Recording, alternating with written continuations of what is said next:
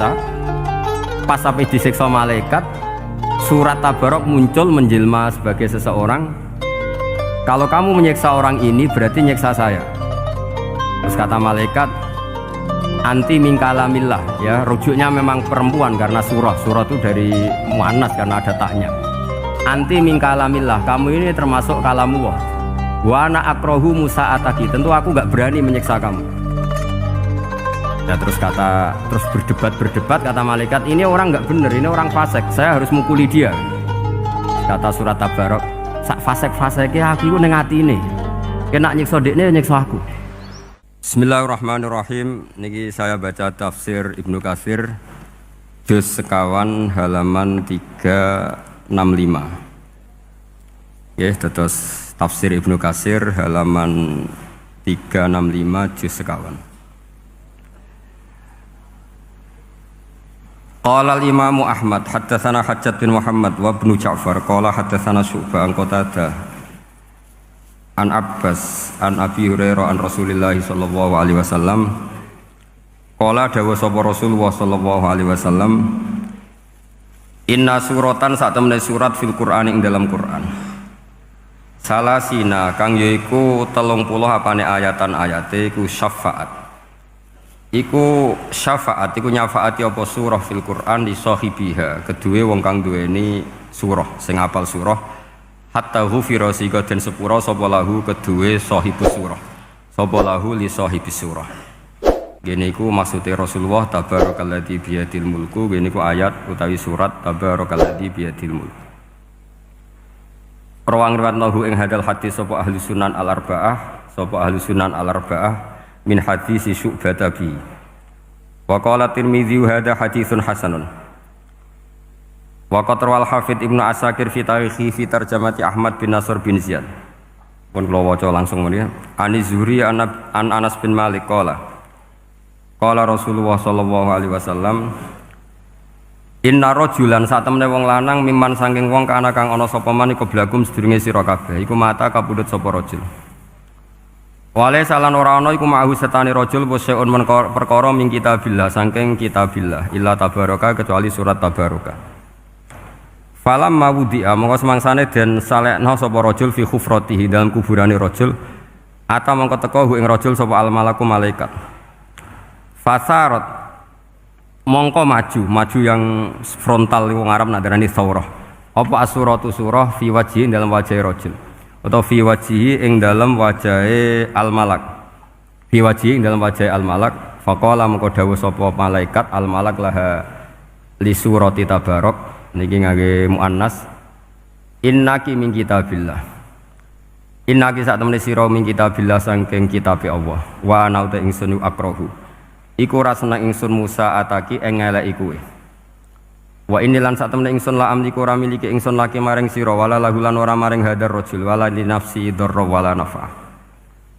Fa in aradti mongko lamun ngarepno sira hada ing iki bihi fantoliki mongko budalono sira ila rabbi tabaraka wa taala fasfaila. Mongko nyafaati sira surat tabarak lahu li hadar rajul. Fatantoliku mongko budalan sapa rajul ila rabbi maring Allah taala. Fatakulu mongko dawuh sapa surat tabarak ya rabbi inna fulanan amida. Inna fulanan sak temene fulan amida nejo sapa fulan ilayya maring ingsun mimbaini kitabika saking sekian tulisan-tulisan kitabe jenengan. Fata'allamani mongko belajar sapa fulan ni ing ingsun. Wa ta'ala lan maca sapa fulan ni ing ingsun. Afatuhrikuhu anta. Ana ta ngobong panjenengan hu ing fulan antaya panjenengan binari kelawan neraka. Wa tu'adzibu lan nyiksa panjenengan hu ing fulan. Wa ana halu ta ingsun fi jaufi ing dalem jerone fulan. Fa ing kuntamu kalamun ana sapa jenengan fa'ilan dat sing lampahi penyiksaan. Dzaka ing mengkono-kono at-ta'dzib bihi bi fulan.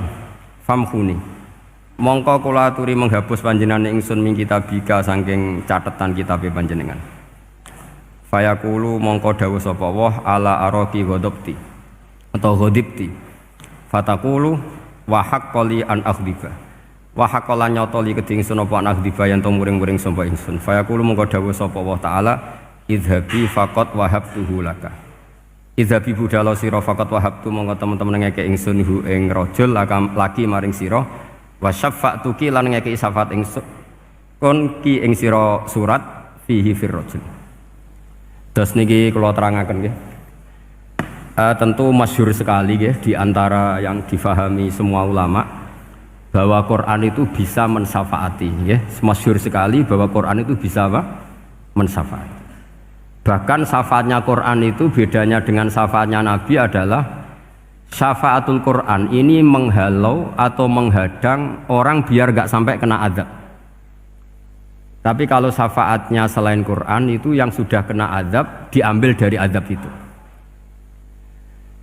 Nah, dalu niki kula kepengin matur teng jenengan sedanten karena niki lami sekali saya kaji bahwa malaikat, nggih malaikat sinten mawon itu juga kena konstitusi aturan fikih. Jadi kalau kita sebagai manusia wajib menghormati orang hafal Quran, nggak boleh nyadui wong hafal Quran, nggak boleh ngidoni wong hafal Quran, maka malaikat juga kena aturan yang sama. Karena dia, malaikat ini termasuk makhluk yang mukallaf, makhluk yang kena tatanan Allah Subhanahu wa taala. Sehingga Rasulullah SAW dawuh surat Tabarok disebut Al-Munjiyah, Al-Waqiyah. Surat yang bisa menyelamatkan yang hafal dari siksa kubur. Pokoknya singkat cerita, ada orang itu fasik, mungkin ya layak disiksa. Pas sampai disiksa malaikat, surat Tabarok muncul menjelma sebagai seseorang. Kalau kamu menyiksa orang ini berarti nyiksa saya. Terus kata malaikat, anti min kalamillah, ya rujuknya memang perempuan karena surah itu dari muannas karena ada taknya. Anti min kalamillah, kamu ini termasuk kalamu wah. Wa ana akrahu musa'ataki, tentu aku enggak berani menyiksa kamu. Ya terus berdebat kata malaikat, ini orang enggak benar, ini orang fasik, saya harus mukuli dia. Kata surat Tabarok, sak fasik-fasike aku iku ning atine. Kena nyiksa dekne nyiksa aku. Wahnya debat karena enggak ada mahkamah konstitusi. Terus walhasil terus malaikat bilang gini, ya sudah kita lapor kepada Allah Subhanahu wa taala.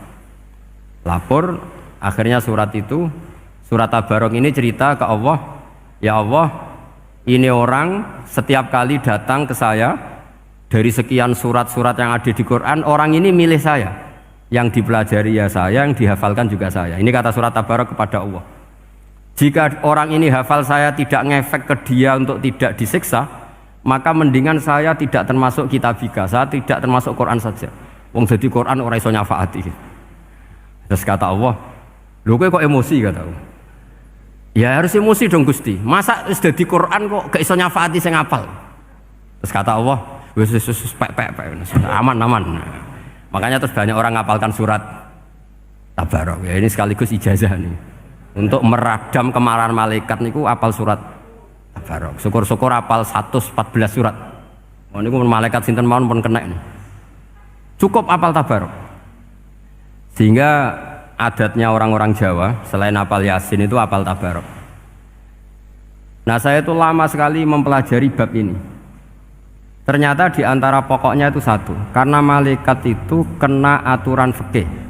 Nggih imut nggih, malaikat itu juga kena aturan fikih. Jika orang hafal Quran itu haram disadui, kita haram menghinakan, maka malaikat juga kena aturan tidak boleh menghinakan orang yang hafal Quran. Dan alhamdulillah di banyak surahul hadis, hafal Quran itu maknanya tidak harus hafal semuanya. Orang boleh hanya hafal Tabarok, boleh hanya hafal Waqiah. Itu kalau kamu hafal betul, surat ini juga bisa berdiri sendiri mensyafaati Anda. Kayak ini surat Tabarok, beliau matur kepada Allah Subhanahu wa taala. Redaksinya gini, inna fulanan amida ilayya min baini kitabika fata'allamani wa ta'alani. Jadi dari sekian surat yang ada di Quran, orang ini selalu milih saya ya Allah. Jadi gampangannya surat Tabarok, wong saya diprioritaskan orang ini kok saya dingin-dingin saja ketika mau jenengan siksa, ini enggak fair. Apa gunanya saya sebagai kalamullah, sebagai kalamuka ya Allah, kemudian enggak ngefek kepada orang ini. Akhirnya walhasil sama Allah surat Tabarok diberi hak syafaat. Makanya akhirnya semua ulama ijma yang bisa mensyafaati itu adalah satu Quran, dua Rasulullah SAW, ketiga orang-orang soleh dan seterusnya. Tapi yang penting dari ngaji ini adalah bahwa malaikat itu kena konstitusi. Makanya saya punya ijazah untuk jenengan. Malaikat itu bisa diteror, sampean tenang saja. Malaikat itu bisa diteror, bisa dibully. Masyhur itu di cerita Nurul Dhulam itu karangannya Senawawi. Sayyidina Ali yang mbahnya Habib Ali ini, Sayyidina Ali bin Abi Thalib. Ya, jadi Rasulullah kita tahu punya menantu yang top alim alamah namanya Sayyidina Ali. Sayyidina Ali ku yang menuso. Jadi dekne ku iseng kepengen roh Umar ku wedi. Mergo mangkel. Wong kok ning donya anggere wong tau disentak iku kepengen roh Umar disentak. Wong sak urip-uripe nyentak wong. Walhasil Sayyidina Ali ketika Umar wafat, beliau berdoa, ya Allah saya beri kasaf supaya ngerti Umar sing mletene ngono anggere wong disentaki wani gak nyentak mungkar nakir. Mau itu tok tujuannya. Nah, karena Sayyidina Ali itu orang yang luar biasa, walhasil dituruti mbek pangeran kasaf. Wasaf melihat mungkar nakir datang itu matanya kalkidril ghali kayak apa panci yang menganga. Oh seru. Umar baru bangun dari kubur. Sayyidina Ali sebenarnya ingin melihat kalahnya Umar sebetulnya, niatnya itu ingin melihat kalahnya Umar. Ternyata Umar tersinggung, langsung berdiri. Hei malaikat, kamu itu harus punya akhlak. Kamu tahu saya siapa? Saya ini temannya kekasihnya Allah. Yang diandalkan temannya bukan dia.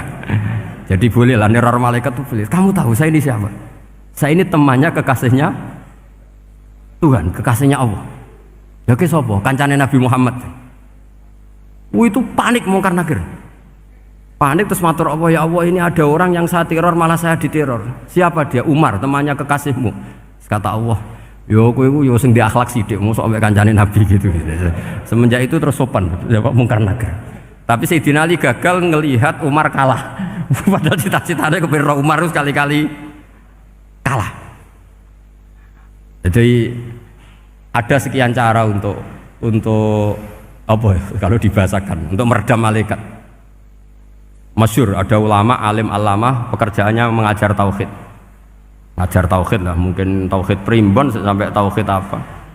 Ketika meninggal sama malaikat masih ditanya marbuka manabiuka dan seterusnya. Imam Malik datang, "Hei malaikat, ini guru tauhid, saurip-uripe mulang tauhid. Kowe ora tau mulang kok takok sing tukang mulang. Sing sopan." Ya sudah enggak usah tanya. Jadi cerita seperti ini mungkin orang lain boleh nggak percaya, tapi itu mudawwan, dibukukan di beberapa kitab, dan saya percaya itu karena secara umum kaidahnya adalah ala inna auliya Allahi la khaufun alaihim wa lahum yahzan. Tetap lahumul busyra fil hayati dunya fil akhirah. Artinya kalau wali itu ngalami ketakutan ketemu mungkar nakir, berarti dia tidak punya busyra fil akhirah. Padahal para wali ini dijamin punya busyra, mendapatkan gembira di dunia, juga mendapatkan gembira di akhirat. Artinya kalau para wali ngalami ditanya mungkar nakir terus takut, apa mana mbok bayangno kepuyah-puyah, wah itu lahumul busyra. Jadi ini, makanya nanti kalau ditanya mungkar nakir, marbuka, saya guru tauhid. Ngajar di Qudsiyah kelas 6. Wah, harus jelas. Saya kalau ditanya juga gitu, saya guru Minhajul Abidin, ngajar di Habib Ali. Minhajul Thalibin, harus jelas. Kalau Pak Najib lebih gampang, ketua menoro. Lebih gampang lagi. Enggak apa-apa. Kalau karena malaikat itu ternyata mukallaf. Mukallaf itu kena aturan hukum. Enggak boleh dia selonang-selonong. Kena aturan hukum. Makanya fa inna Allah ta'ala la yu'adzibu qalban wa al-Qur'an. Allah tidak akan menyiksa hati yang ada di Quran. Kalau orang hafal Quran sampai mati, artinya dia membawa Quran. Dan artinya apa? Malaikat kena aturan tidak boleh melecehkan orang yang membawa Al-Quran. Sehingga surat Tabarak enggak terima. Ini orang ini hafal saya. Kalau kamu mukulin dia kena saya. Tapi ini orang fasik. Tapi saya di situ. Kalau mukuli dia kena saya. Akhirnya kompromi terus konsultasi bi Allah. Akhirnya dibenarkan surat Tabarak. Ya, terus ini sudah clear ya, lolos ya, mungkar nakir lolos. Baru kayak surat napa? Tabarak. Mungkin-mungkin buatan dites malih, nak dites malih ndredeg keliru ribet. Tapi saya percaya itu ya. Saya tidak bisa membayangkan ya. Ketika Quran disifati Rasulullah SAW bahwa Quran itu syafa', memberi syafaat, kemudian itu tidak ngefek. Saya itu keberatan sekali. Begitu juga apalagi ya, misalnya Rasulullah disifati aqrabin nas, ahabbin nas ilallah, kemudian tidak ngefek bisa memberi syafaat, itu tidak fair. Pasti orang-orang dekatnya Allah ini bisa memberi apa? Syafaat. Karena status kedekatannya Rasulullah SAW diantaranya adalah hak memberi apa? Syafaat. Karena malaikat yang semuanya itu kena konstitusi. Saya punya kitab syarahnya Bukhari banyak, saya punya itu diantaranya riwayat dari Ahlul Bait, dari Sayyid Ali Zainal Abidin Anil Husain an abihi an Rasulillah sallallahu alaihi wasallam. Itu riwayatnya adalah ketika nanti di mahsyar itu ya tidak usah kamu bayangkan ya, karena ini bila kaifin walan hisorin, itu Nabi diantara Jibril dan Allah. Kemudian tentu yang akan masuk surga itu orang-orang yang sudah jelas surganya, kayak para nabi, para wali, para habaib, para orang-orang pilihan, itu jelas surganya. Tapi apa yang terjadi? Allah itu, ya tentu Allah zat yang maha tahu, sudah sangat tahu. Itu Nabi usulnya itu hanya satu, Ai Rabbi. Saya masih hafal teksnya, memang tak hafalkan karena ini tak mau tak pakai senjata untuk ketemu para malaikat. Bukan ya Rabbi, kalimatnya Ai Rabbi. Ai Rabbi ibaduka abaduka fi atrofil ardi.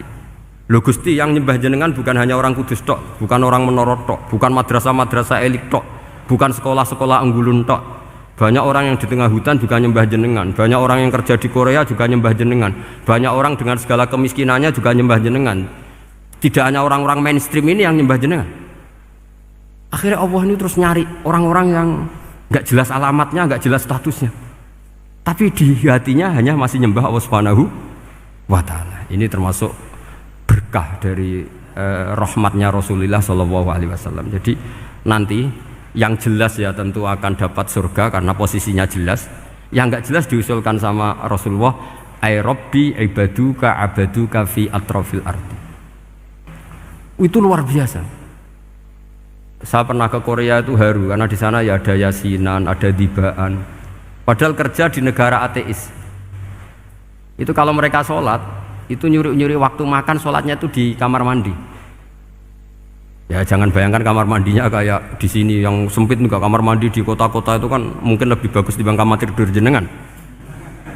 Kayak di hotel-hotel itu kan kalau santri so ngantuk. Saking mewahnya, jadi bisa kadang ada yang tanya, mosok Gus kamar mandi nek gue sholat mau cuwilik. Iwak kamar mandimu ini kamar mandi. Ya sering tanya saya itu sholatnya sah apa enggak? Sah, semuanya gitu tak jawab sah terus. Dan itu yang nanti diusulkan Rasulullah Shallallahu Alaihi Wasallam, Ai Rabbi ibaduka abaduka fi atrofil ardi.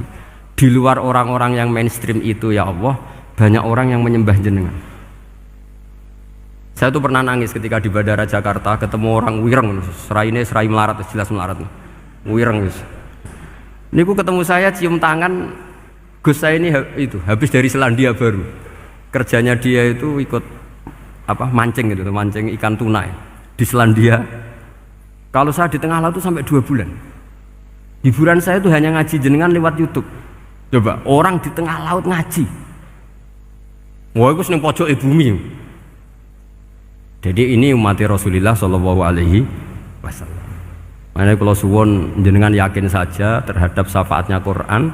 Karena semua malaikat itu kena aturan.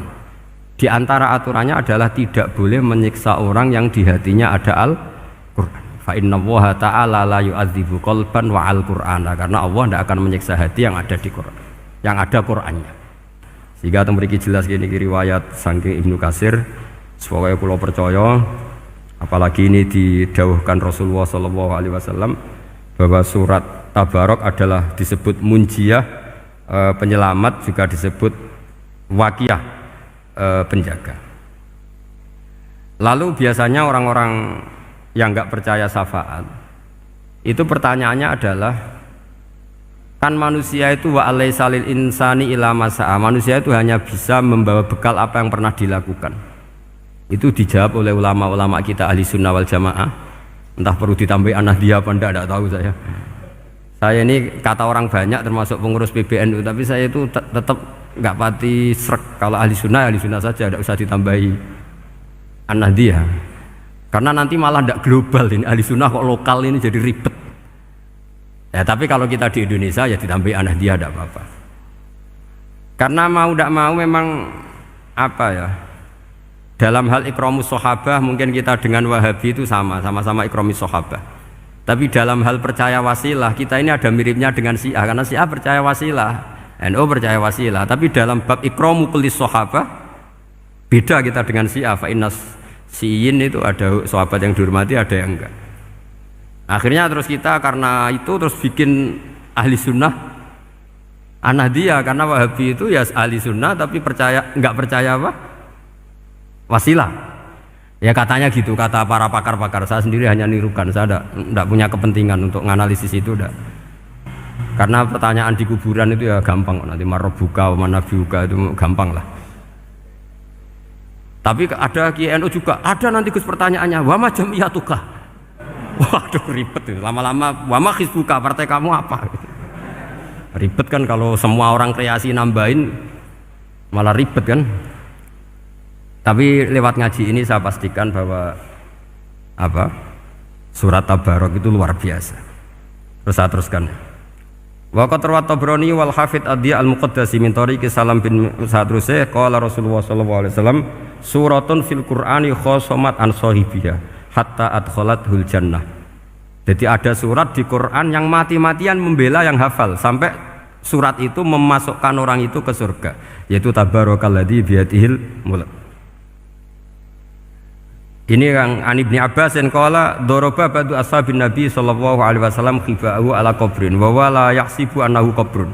Fa idzan qabru insanin yaqra'u suratal mulki hatta khatamaha. Fa atan Nabiyya sallallahu alaihi wasallam faqala hiyal mani'ah hiyal munjiyah tunjihi min adzabil qabri.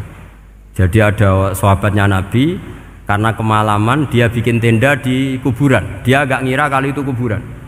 Ternyata di situ ada orang Sohibul Qabri ini baca surat Tabarok. Baca surat Tabarok. Kemudian peristiwa itu dilaporkan ke Rasulullah. Jawabnya Nabi apa? Memang surat Tabarok itu al-mani'ah yang bisa menghalau atau menolak azab.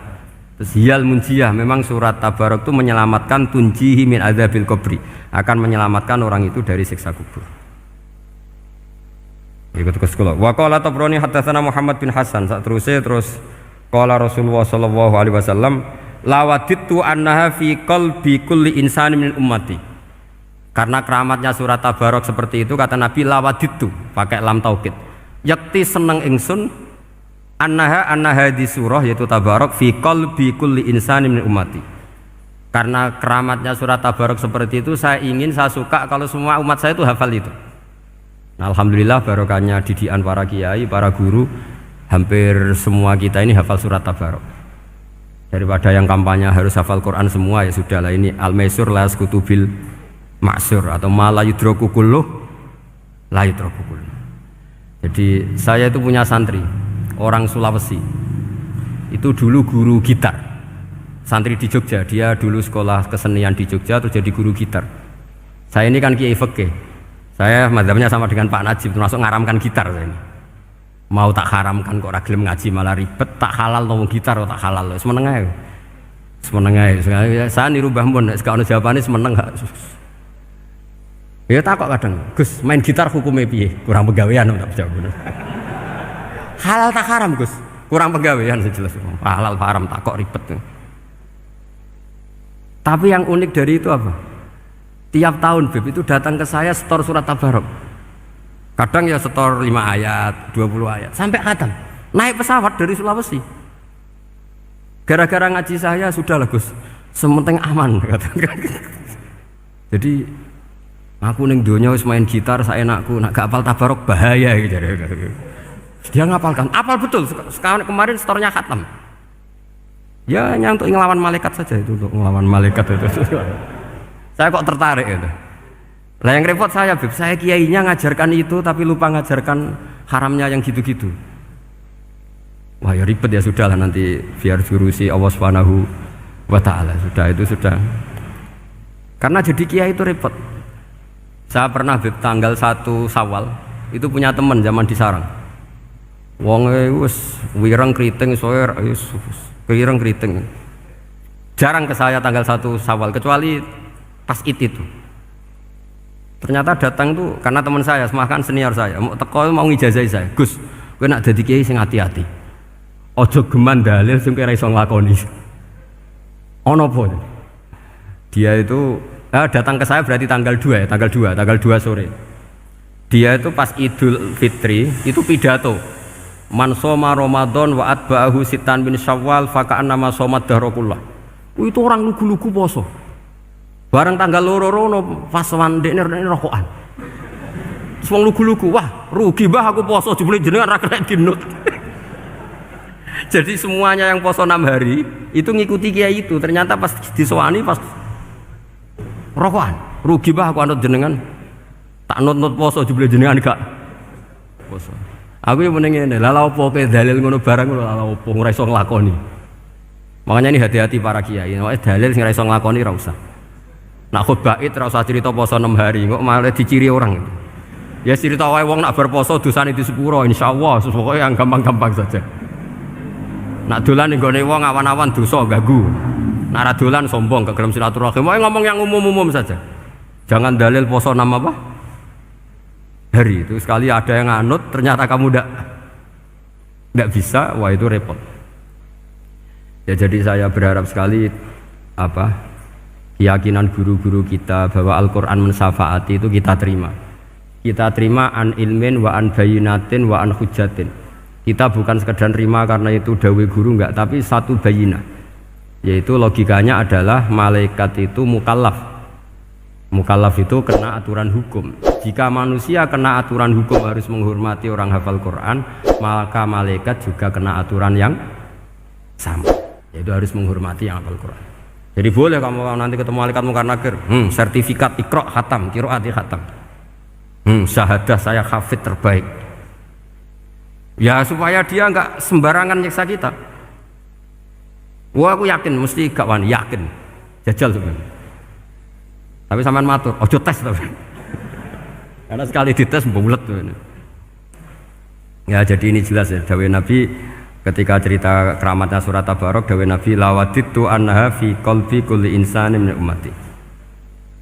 Wa qad rawa hadzal hadits Abd bin Humaid fi musnadihi bi absato min hadza. Faqala ada yang cerita lebih detail di riwayat itu fa innaha al munjiyah wal mujadilah tujadilu autokhosimu yaumal qiyamah inda rabbiha liqairiha.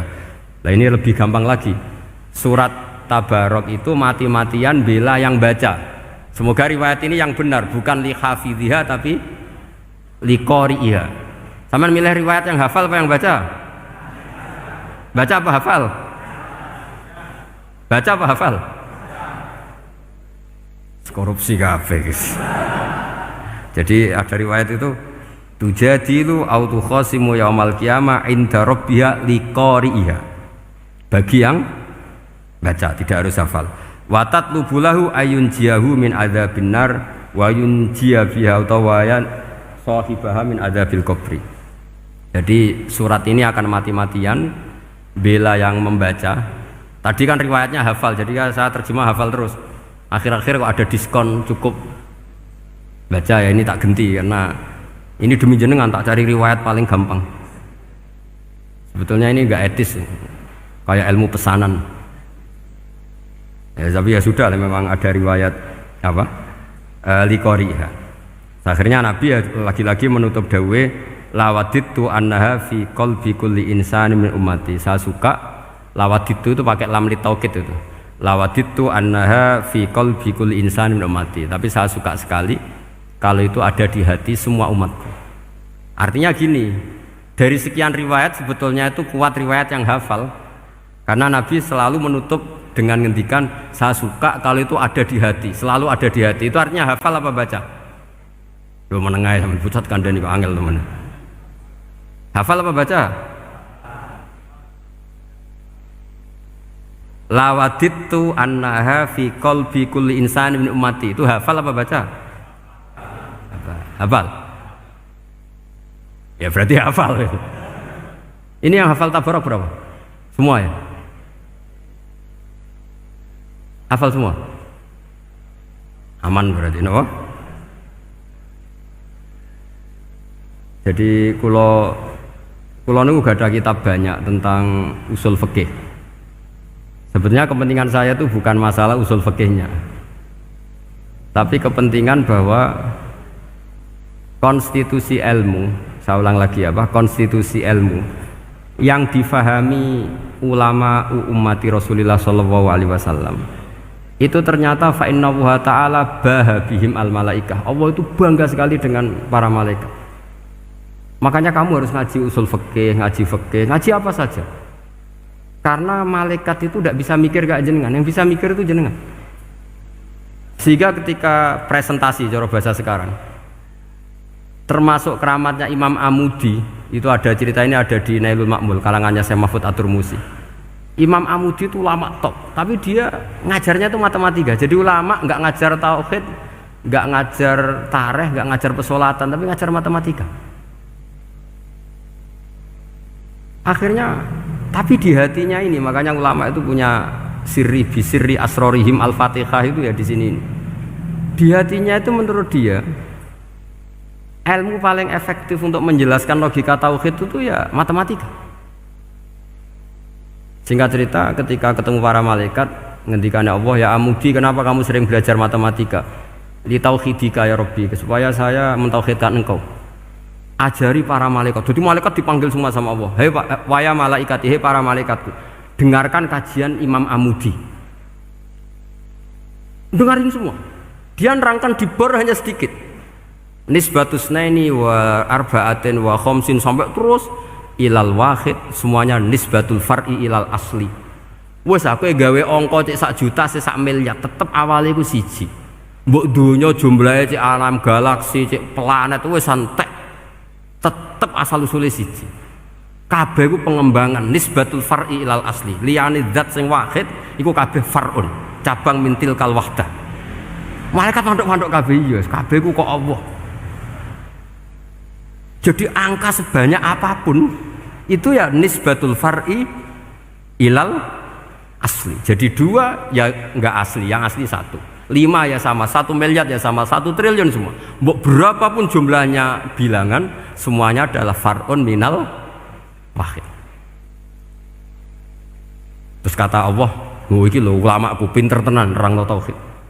Nah, malaikat kan monoton. Pokoknya wiridan sudah gitu dok. Akhirnya padahal malaikat ini pernah nggak terima ketika ulama itu masuk surga duluan, karena kan wiridan ini lama malaikat. Tapi ternyata apa? Kata Allah, kowe wiridan terus wajar gak di nafsu. Manusa tak kei nafsu jek eling aku. Akal terbaiknya dipakai untuk saya, kata Allah, yaitu untuk litauhidi, untuk mentauhidkan saya. Itu Imam siapa? Amudi. Jadi dia. Terus saya punya kitab, pernah ngaji sama Mbah Mun, namanya kitab Al-Husunul Hamidiyah. Itu ada ulama, itu ahli gambar. Gambar. Kitabnya itu bergambar. Ya, kadang gambar wet, kadang gambar wedhus, pokoknya kitabnya gambar. Tapi wong keramat. Dulu kitab gambar tapi hawane hawa tauhid. Nah, sampean kan enggak ngarang kitab primbon. Donga mahabbah. Lah ndekne dhewe Joko tuwa kok ngijazahi mahabbah. Lucu kan. Ana kiai fakir jal ijazah jal rezeki yo ngijazahi udah ndekne dhewe. Fakir. Lha sing repot meneh. Wong ndekne dhewe ra cerdas ngijazahi ilmu laduni. Seribet Mas. Wong ndekne dhewe ra cerdas ngijazahi ilmu napa? Ternyata di akhir kitab itu dijelaskan gini. Fa inna hadhihi suwara, semua gambar ini awaluha min nuqtah wahidah. Awalnya adalah dari 1 titik. Jadi famadarul wujud adalah an-nuqtah, 1 titik. Nuqtatul wujud yaitu Allah Subhanahu wa taala. Mbok kowe gambar seruwet apapun. Wis aku gambar benang paling ruwet sing ra iso diurai. Awalnya 1 titik apa 2 titik? 1 titik. Makanya masyhur dalam dawuh para ulama, Quran dikumpulkan di surat Fatihah. Surat Fatihah dikumpulkan di bismillah. Bismillah dikumpulkan di titiknya ba. Nah, titik ba ini disebut bi kana makana wa bi yakunu mayakun. Karena lewat titik bi ini, karena saya yang ada menjadi ada, dan karena saya yang mau ada akan menjadi ada. Makanya semuanya itu kembali ke 1 titik, nuqtatul wujud. Kayak apa ulama dulu? Jadi mau bismillah itu gak main-main kan. Bismillah itu eling bae. Ba ini nuqtatil wujud, bahwa kita benar-benar bertauhid. Mbok kayak apa buletnya gambar, mbok kayak apa ruwetnya, tetap dimulai dari satu titik. Mbok kayak apa jumlah angka-angka itu, dimulai angka satu. Nah, sampean saya harapkan nanti kalau ketemu Allah itu Allah bangga dengan sampean kon mulang tauhid ning malaikat, orang ning TPQ kon mulang malaikat. Itu cita-cita terbesar saya, kepengen mulang malaikat. Mulang sampean wis bosen yakin, wis aku pengen oh keren, mulang. Ya, maksudnya aja malaikat kok Jibril, Mikail itu malaikat elit. Sing awam-awam ya sing mboten. Kalau malaikat ini papan atas niku pun alim banget. Saya kenapa ngomong demikian? Saya ini punya tafsir namanya tafsir Al-Qurtubi. Itu Imam Qurtubi termasuk tak anggap mufassir hebat. Beliau ketika ngendikan wa idz qala rabbuka lil malaikati, saat terus walhasil malaikat itu terus protes ataj'alu fiha may yufsidu fiha wa yasfikud dima. Itu kan ada pertanyaan di tafsir itu. Bagaimana mungkin malaikat itu protes kepada Allah, padahal malaikat itu terkenal loyal sama Allah, nggak pernah intervensi, nggak pernah gugat. Kenapa ini kok ada cerita malaikat kok gugat atas alu? Jadi Imam Qurtubi, hum awamul malaikah, itu awamnya malaikat, bukan yang kayak Jibril, Mikail. Itu malaikat-malaikat yang nggak ada namanya, awam. Jadi jangan bayangkan yang protes itu kayak malaikat Jibril. Jadi harus dibedakan. Nah, saya ya tentu kalau ngajar malaikat ya milih yang ini, yang nggak jelas namanya ini sudah. Kalau Jibril ya nggak mungkin diulang, dong sing nggawa wahyu. Apa alam Quran sepiro? Aku sing nggawa Quran ribet kan malah. Lah nek Israil mbok ulang tersinggung dipletet lah tuntas malah ribet. Mikael mbok ulang tersinggung kira di donasi bagian duit dan bagian rezeki. Ribet. Wis mulang malaikat sing awam. Saya itu termasuk hilang iskal saya, janggal saya karena tafsir Qurtubi. Dulu saya itu iskal. Mau malaikat kok ngevaluasi kebijakan Allah itu artinya kan gini. Ya Allah, engkau mengangkat Adam sebagai khalifah. Padahal potensi Adam itu adalah ifsad. Ya, ataj'alu fiha may yufsidu fiha wa yasfikud dima. Kata malaikat, wa nahnu nusabbihu bihamdika nuqaddis. Itu kan paradok, kalimat yang paradok. Paradoknya begini, ya Allah tolong evaluasi engkau ngangkat Adam sebagai khalifah. Potensi Adam adalah merusak bumi. Wa nahnu nusabbihu bihamdik, kita ini selalu mensucikan engkau. Loh, itu kan paradok. Kalau mereka mensucikan Allah, artinya mensucikan juga min ihtimalil khata'. Mensucikan bahwa Allah itu tidak mungkin salah. Lah ini bilang mensucikan kok. Saya mensucikan engkau Gusti, tapi kok dalam hal ini kok kayak jenengan itu salah gitu. Wong karwan Adam kok mbok angkat. Makanya Allah duka. Wong kowe ku jare maca tasbih kok ngevaluasi.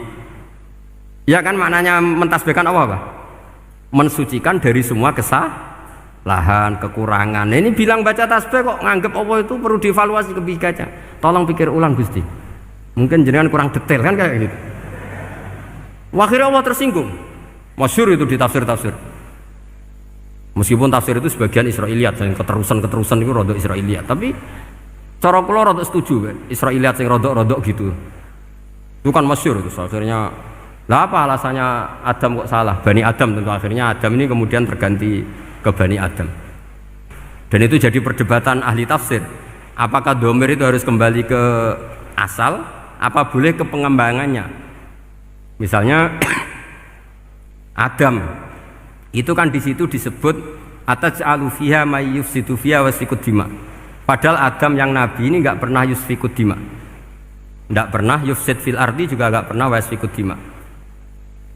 Ya, saya ulang lagi, Adam yang nabi itu kan enggak pernah ngalami ataj'alu fiha may yufsidu fiha wa yasfikud dima. Berarti Adam ini nanti yang nakal, yang sampai senang pertemuan darah itu Adamnya apa anaknya? Anaknya kan? Itu jadi perdebatan ahli tafsir. Walhasil singkat cerita, malaikat ini tidak salah. Nyatanya kita tahu kan perang di Irak, di Syria, perang zaman Belanda, Bani Adam itu senang safkud dima. Tapi ternyata malaikat ini ditegur sama Allah. Yusbiya manusia itu salah itu duwe nafsu. Kowe bener mergo ora takei nafsu. Masyhur terus dicerita Israiliyat itu ada malaikat, dia jajal Gusti. Jajal tenan dikei nafsu, medun ketemu wong adus langsung merkosa. Gawe anan sih, ora kenalan sih. Terus dari Allah, wah lumayan menusa ana mukadimah ka ora-uran ae.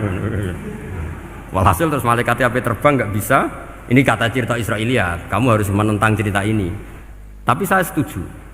Singkat cerita, pertanyaannya adalah, mungkinkah malaikat melakukan kesalahan?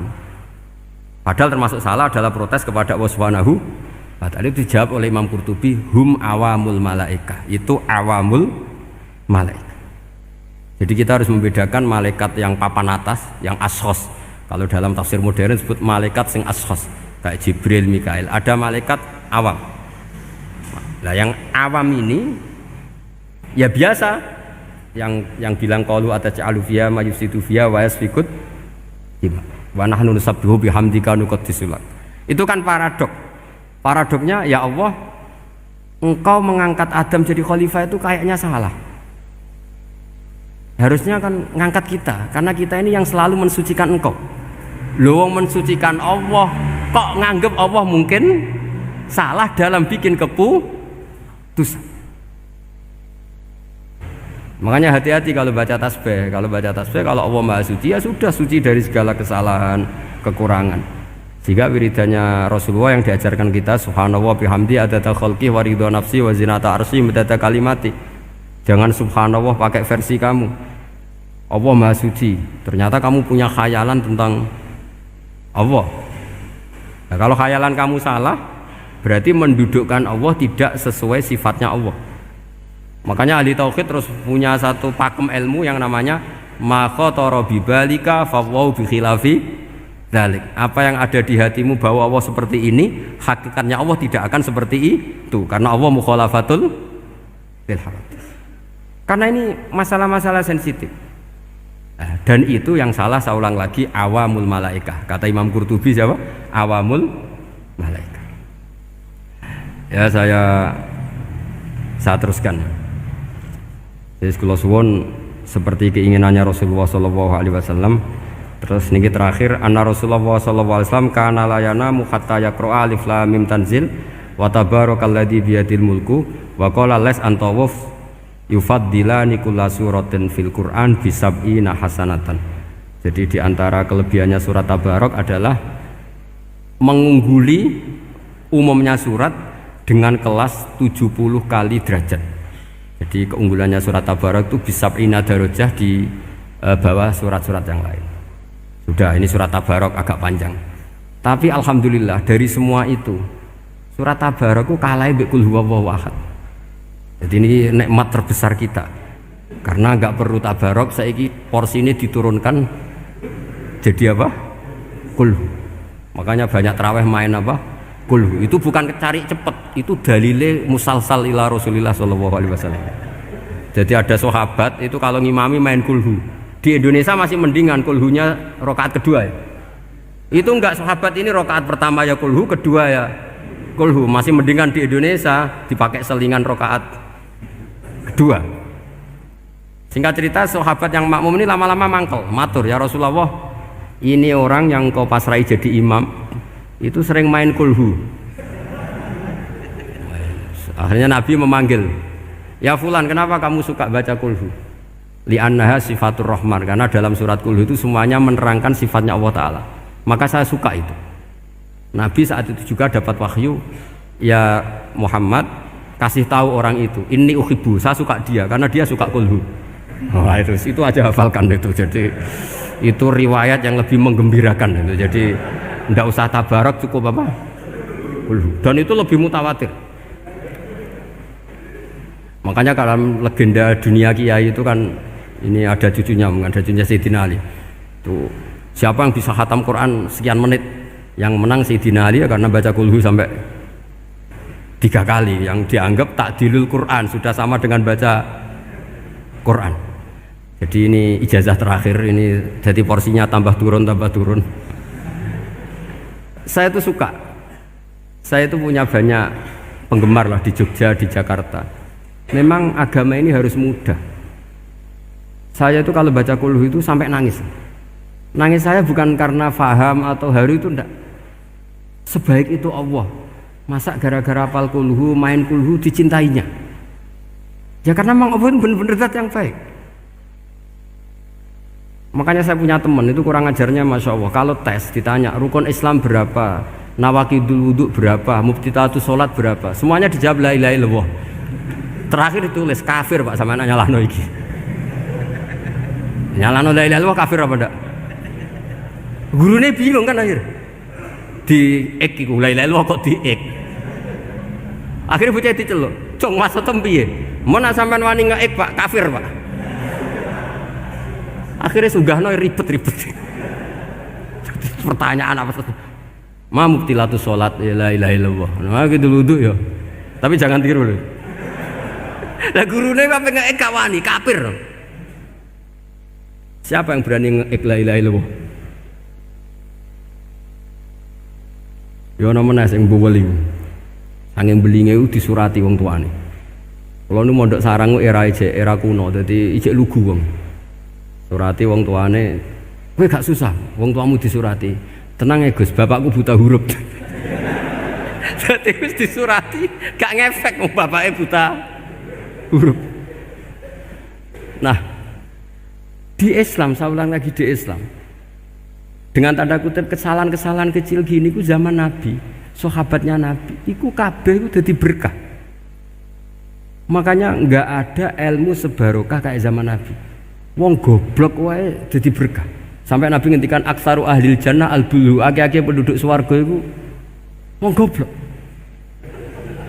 Mergo wong goblok iku piye? Apa dimangkeli iku ya gaweane pangeran. Nabi itu pernah disomasi wong goblok. Itu ya piye? Nabi kan cerita kiamat tuh gini. Yang kemarin enggak jadi itu. Kiamat di Indonesia kan berapa kali ya? 999 terus 2000 berapa? 12 terus Jumat apa kan sering mau ada kiamat itu. Saya sering ditanya tamu, "Gus, ngenteni kiamat teng putih. Enteni ning kene barang aku aneh-aneh." Ngkarwan layak alamuha illahu bokas bakas. Nak misalnya tenan piye, Gus? Ya tenan sing entek kowe sik, anak aku gak. Wah, sesuk tajak ngenteni kiamat ora sida kiamat. Aneh-aneh. Saya ulang lagi. Ketika Nabi cerita dasarnya kiamat itu sahabat itu nggak mikir, padahal mereka orang-orang pinter. Si mikir wong desa, Mas.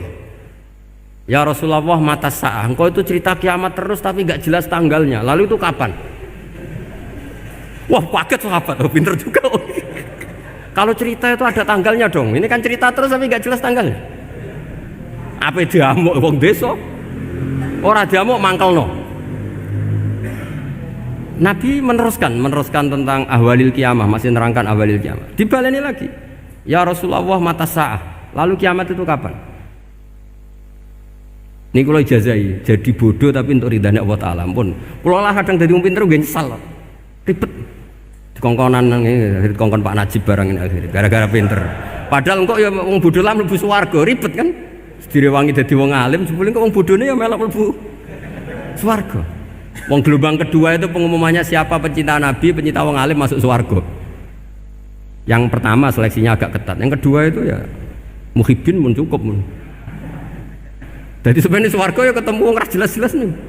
Wah repot ya.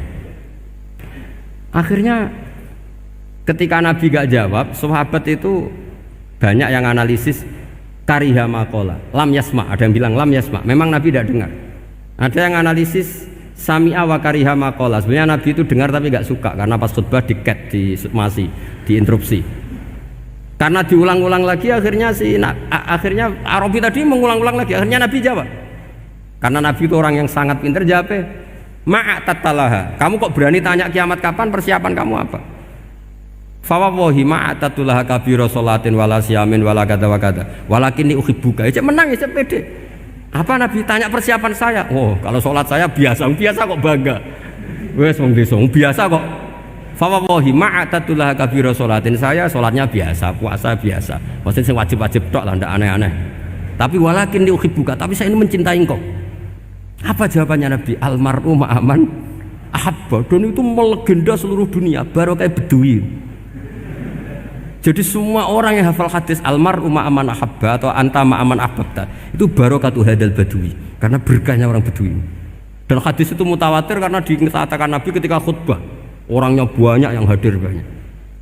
Barokahnya orang Bedui, gak disopan santun. Mukjizatnya Nabi seringnya gara-gara orang Bedui. Nabi khutbah Wis khutbah cerita akhirat, cerita kebaikan. Ya Rasulullah, kok khutbah mohon bakas akhirat kebaikan. Sekarang itu tidak ada hujan, halakatil amwal. Sekarang harta hilang semua. Hewan-hewan sudah mau mati semua karena apa?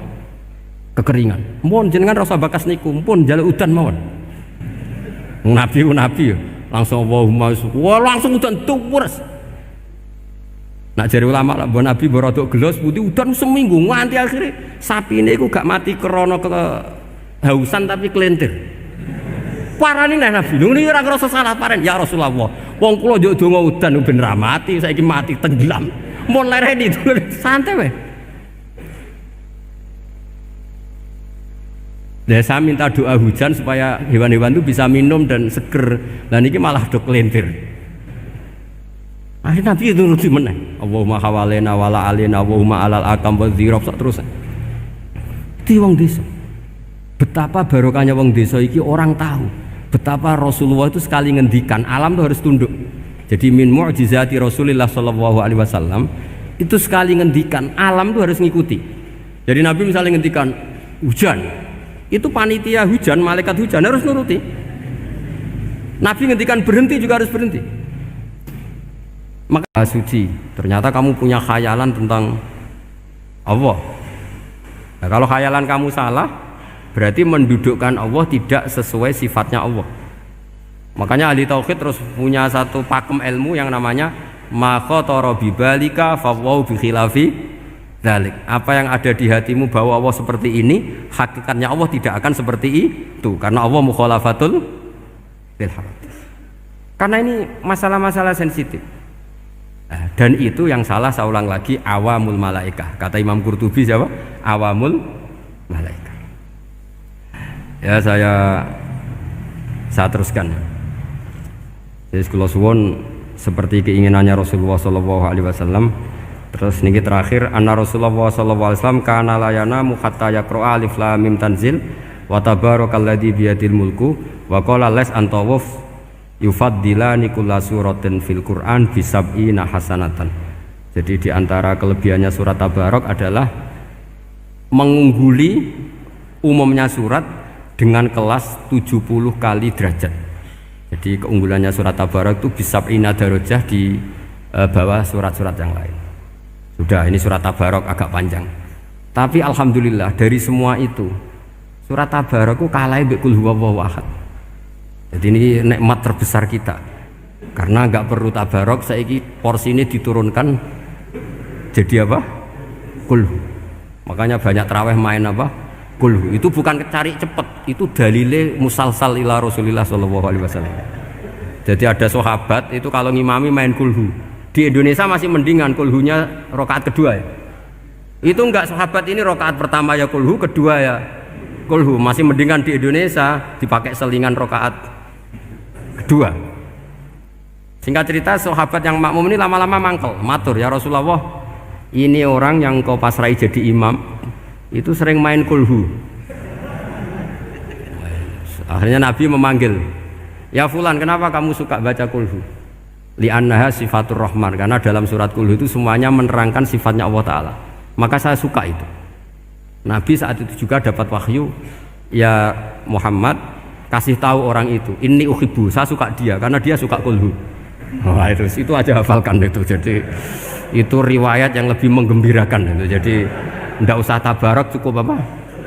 Kulhu. Dan itu lebih mutawatir. Makanya kalau legenda dunia kiai itu kan ini ada cucunya Sayyidina Ali.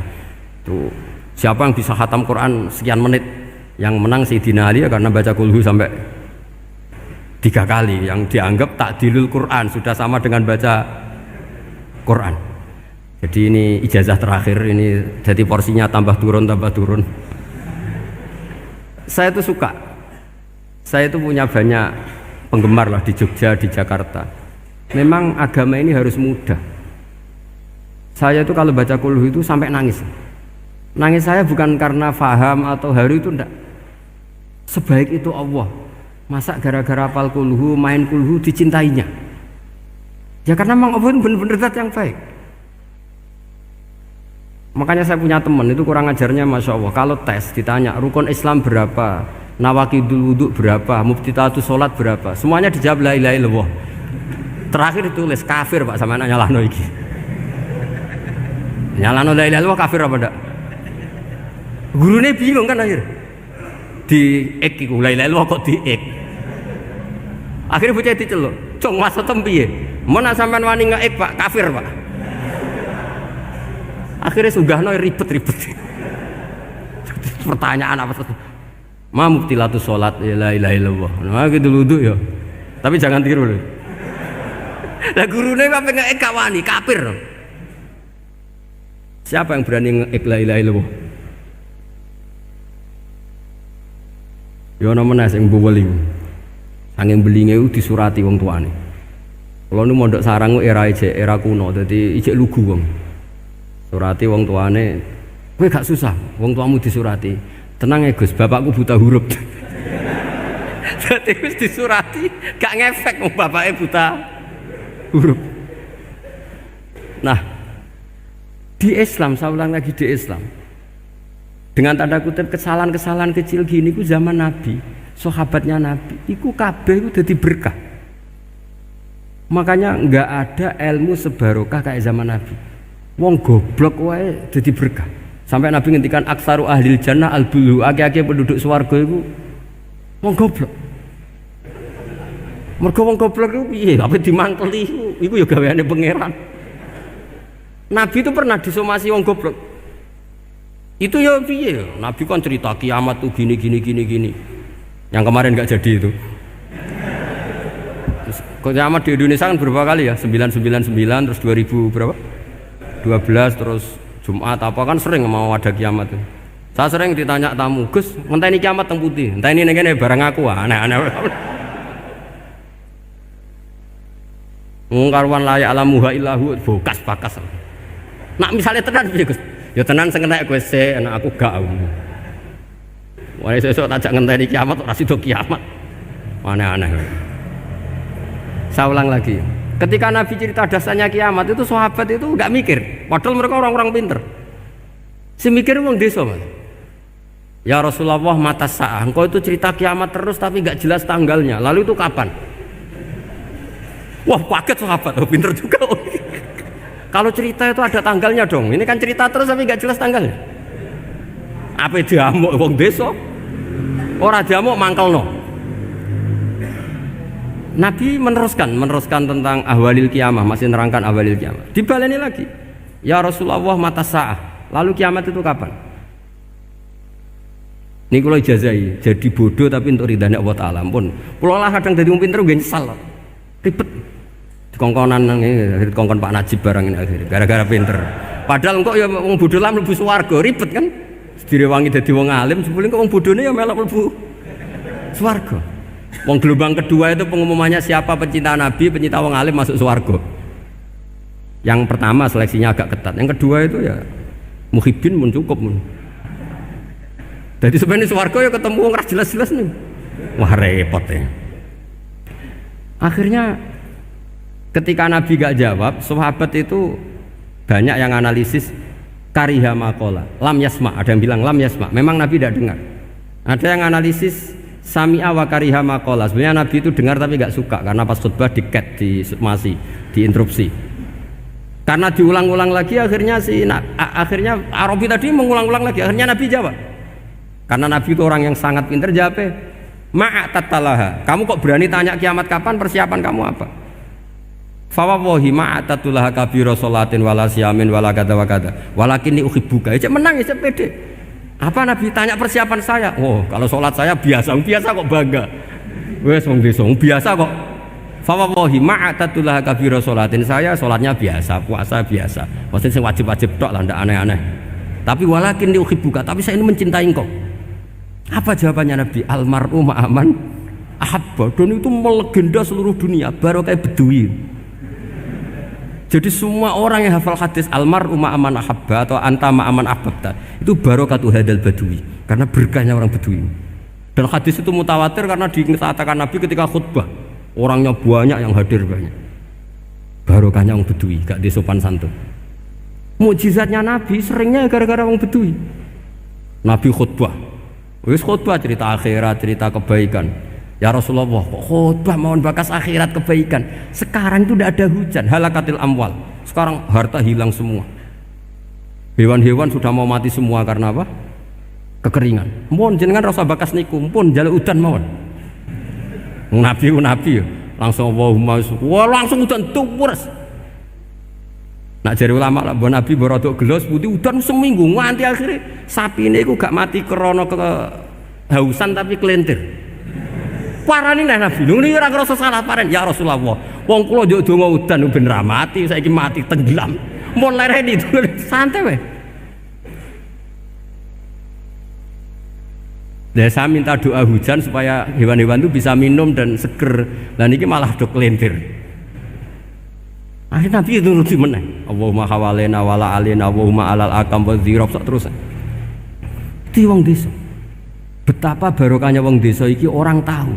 Betapa Rasulullah itu sekali ngendikan alam itu harus tunduk. Jadi min mu'jizati Rasulullah sallallahu alaihi wasallam itu sekali ngendikan alam itu harus ngikuti. Jadi Nabi misalnya ngendikan hujan, itu panitia hujan, malaikat hujan harus nuruti. Nabi ngendikan berhenti juga harus berhenti. Makanya enak jadi Nabi itu. Tapi kamu nggak mungkin, sudah tutup, sudah tidak mungkin. Makanya Nabi itu pernah minta dalam satu maidah, ya fulan saya ambilkan dirok. Dirok itu kaki kambing yang depan, diambilkan. Ambilkan lagi, diambilkan. Ambilkan lagi ya Rasulullah, bukankah kambing hanya punya dirok dua, kaki depan dua? Andaikan kamu bilang iya, maka akan selalu ada dirok selagi aku minta. Karena alam ini akan mengikuti. Jadi Nabi misalnya mau dahar gitu ya, kok Nabi ngendikan ya Jabir, ini jangan kamu entas, yang entas harus saya. Ini cukup untuk makan orang banyak. Nabi sekali ngendikan cukup. Nasi ini punya konstitusi, harus cukup. Karena Nabi ngendikan cukup. Itu hebatnya Nabi. Beliau punya spesial. Alam ini harus nurut sama beliau. Makanya disebut wadhabu wal ghazala yasyadani laka birrisalah. Semuanya itu harus tunduk. Nah, akhirnya syafaat-syafaatnya Nabi itu gara-gara wong desa-desa. Saya itu pengagum wong bodoh ya, termasuk hadisul Arabi tadi. Ada orang desa tanya, ya Rasulullah nanti kalau saya mati itu yang ngisap siapa ya? Allah ya. Wah bagus lah, terus langsung mulai. Barang mulai, abe guyu. Nabi piye karpe? Dipanggil lagi. Ya Arabi, kenapa kamu tertawa-tawa terus pulang? Ya baguslah kalau yang ngisap Allah. Selama ini hubungan sama Allah saya baik-baik saja. Tapi Nabi muji, faqhu hadzal Arabi. Wis pinter kowe cong. Terus pernah lagi ada orang Bedui tanya, hal yadhakur rabbu ya Rasulullah, apakah Tuhan itu pernah senyum, pernah tertawa? Naam, kata Nabi, ya pernah. Lan na'dima min rabbin yadhaku khairan. Kalau Tuhan pernah senyum, pernah tertawa, wah orang kalau pernah tertawa itu pasti baik. Ya baguslah, enggak apa-apa. Jadi makanya ini unik ya, Islam itu agama yang unik, agama yang berkah, yang alimnya ya ketulungan, yang bodoh juga ketulungan. Karena memang agama ini untuk semua, lil alamin, untuk semua. Maka kata Imam Ghazali, Allah mengutus Nabi itu diutus ke raja-raja, diutus ke pedagang, diutus ke aromil, diutus ke fuqara, diutus ke birokrat, diutus ke apa saja. Ila jami'i sunufin nas, ila jami'i asnafin nas. Bahwa semua yang mengapresiasi kenabiannya Nabi itu mulai raja, pedagang, PNS, birokrat, orang miskin, orang apa saja mengapresiasi dakwahnya Rasulullah Shallallahu Alaihi Wasallam. Al-Fatihah. Bismillahirrahmanirrahim. Allahumma sholli ala sayyidina Muhammad wa ala ali sayyidina Muhammad. Rabbi azzilni muzalla mubaraka wa anta khairul munzilin. Allahumma ta'alaina wa bal khair wa bal barakah wa bal ni'mah wa bal rizqi wa bal quwwati wa bal sihah wa bal salamah wa bal jannah. Allahumma finna min kulli balai dunya wa dabil akhirah wa sarif anna bi aqil Qur'anil azim wa nabiyyikal karim sarud dunya wa sarul akhirati ghafara lahum lana wa lahum bi rahmatika ya arhamar rahimin. Allahumma sholli ala sayyidina Muhammadin tibil qulub wa dawaiha wa afiyatil abdani wa sifaiha wa nuril absari wa diyaiha wa ala alihi wa sahbihi wa sallim. Allahumma ya man nuru bisirri wa syirruhu fi khalqin ayunin nadirin wa qulubil hasidin wa bagin kama wadaruha في الجسد إنك على كل شيء قدير. اللهم ارزقنا متابعة النبي صلى الله عليه وسلم أولا وآخرا وظاهرا وباطنا وقولا وفعلا وطاعة وإبادة وعملا صالحا وعنده. اللهم زئنا بحياة العلماء وأمتنا بموت الشهداء وانظرنا يوم القيامة في زمرات الأولياء وادخل الجنة مع الأنبياء عليهم السلام. ربنا هب لنا من أزواجنا وذرياتنا قرة أعين واجعلنا للمتقين إماما. ربنا لا تزغ قلوبنا بعد إذ هديتنا وهب لنا من لدنك الرحمة إنك أنت الوهاب. ربنا آتنا في الدنيا حسنة وفي الآخرة حسنة وقنا عذاب النار. اللهم إنا نسألك رضاك والجنة ونعوذ بك من سخطك والنار. يا علم من الشر من لا تاتيك شر عنا وعافنا واعف عنا وكلنا حيث كنا. يا الله بها يا الله بها يا الله بحسن الخاتمة. يا الله بها يا الله بها يا الله بحسن الخاتمة. يا الله بها يا الله بها يا الله بحسن الخاتمة. اللهم إنا نسألك زيادة في الدين وبركة في العمر وسعادة في الجسد وزيادة في الرزق وتوبة قبل الموت وشهادة عند الموت ومغفرة بعد الموت وعفوا عند الحساب وأمانا من العذاب ونصيبا من الجنة ونصيبا من الجنة ونصيبا من الجنة وارزقنا نظر إلا وجهك الكريم. وصلى الله على سيدنا محمد وآله وصحبه وسلم. سبحان ربك رب العزة أما يصفون وسلام على المرسلين والحمد